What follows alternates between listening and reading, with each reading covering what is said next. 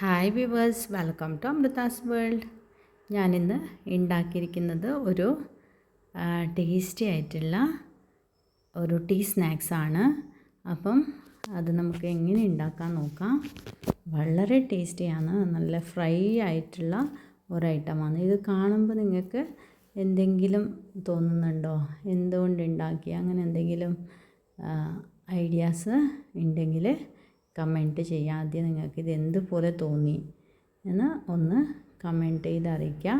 അതേപോലെ ആദ്യമായിട്ട് എൻ്റെ ചാനൽ കാണുന്നവരാണെങ്കിൽ സബ്സ്ക്രൈബ് ചെയ്യാനും, അതേപോലെ ഈ വീഡിയോ കണ്ട് ഇഷ്ടപ്പെട്ടെങ്കിൽ ലൈക്ക് ചെയ്യാനും ഷെയർ ചെയ്യാനും മറക്കാനേ പാടില്ല.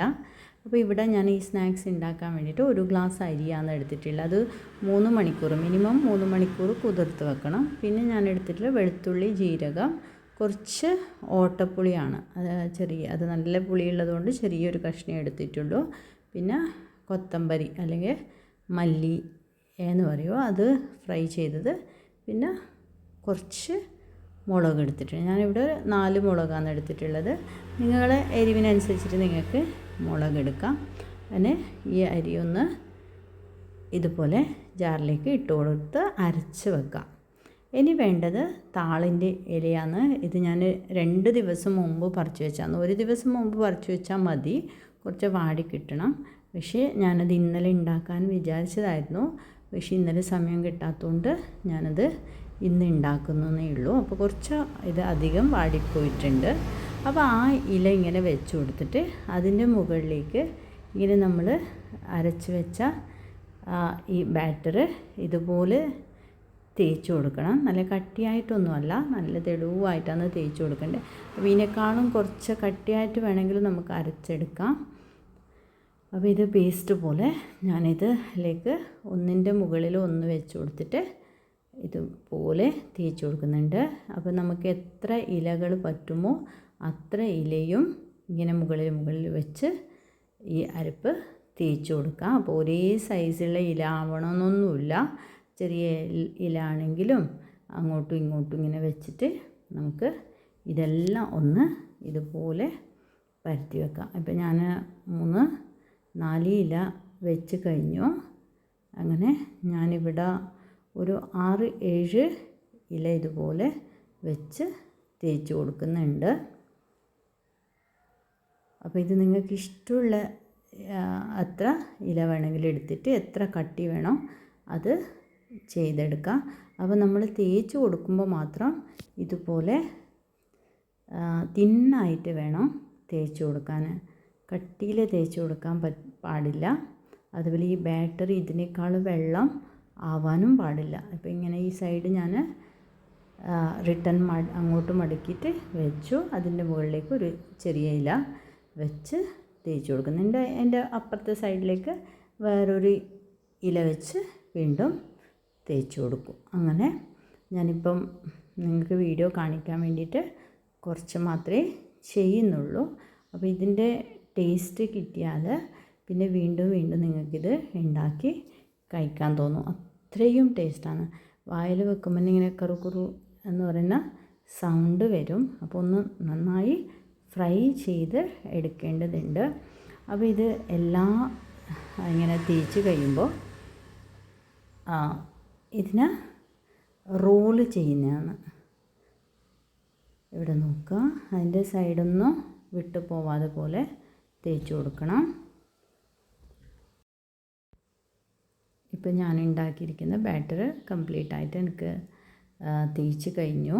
അപ്പോൾ ഇനിയാണ് ഇത് ഞാൻ റോൾ ചെയ്യാൻ പോകുന്നത്. അപ്പോൾ നമ്മൾ റോൾ ചെയ്യുമ്പോൾ ശ്രദ്ധിച്ച് വേണം റോൾ ചെയ്യാൻ. ആദ്യം അതിൻ്റെ സൈഡൊന്ന് മടക്കി കൊടുത്തിട്ട് റോൾ ചെയ്യണം.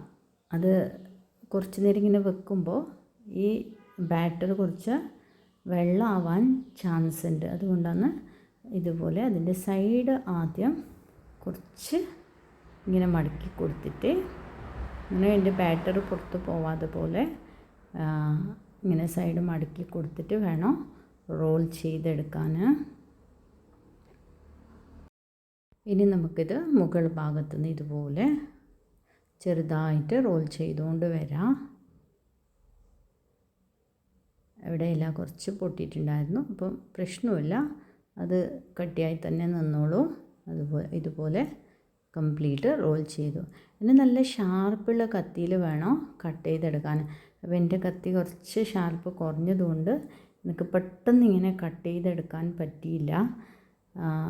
നല്ല ഷാർപ്പുള്ള കത്തിയാണെങ്കിൽ നമുക്ക് പെട്ടെന്ന് ഇത് കട്ട് ചെയ്തെടുക്കാൻ പറ്റൂ.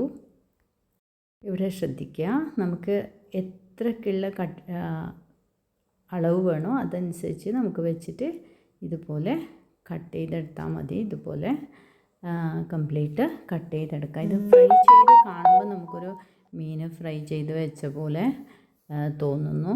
അപ്പം എല്ലാം ഞാനിത് കട്ട് ചെയ്ത് വെച്ചിട്ടുണ്ട്. കത്തിക്ക് കുറച്ച് മൂർച്ച കുറഞ്ഞതുകൊണ്ട് കുറച്ച് പ്രയാസം ഉണ്ടായി. എന്നാലും വൃത്തിയായി എനിക്ക് കട്ട് ചെയ്യാൻ പറ്റി. ഇനി തിളക്കുന്ന എണ്ണയിലേക്ക് ഇതുപോലെ ഇട്ട് കൊടുക്കുക. ഒറ്റയടിക്ക് എല്ലാം വേണമെങ്കിൽ ഫ്രൈ ചെയ്തെടുക്കാം. അപ്പോൾ ഞാനിവിടെ രണ്ടായിട്ട് ഇട്ടിട്ടാണ് ഫ്രൈ ചെയ്ത് എടുക്കുന്നത്.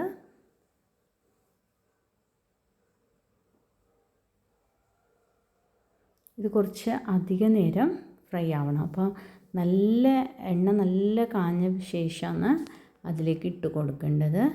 ഇനി തിരിച്ചും മറിച്ചും ഇട്ടിട്ട് അത് ഫ്രൈ ചെയ്തെടുക്കണം. നല്ല ക്രിസ്പി ആവുന്നത് വരെ വെയിറ്റ് ചെയ്തിട്ട് വേണം ഫ്രൈ ചെയ്യാൻ. അപ്പോൾ ആദ്യം നല്ല ചൂട് എണ്ണയ്ക്ക് ഇട്ടിട്ട് പിന്നെ തീ കുറച്ചിട്ട് കുറച്ച് അധികം നേരം വെച്ചിട്ട് വേണം ഇത് ഫ്രൈ ചെയ്ത് എടുക്കാൻ. ഇതുപോലെ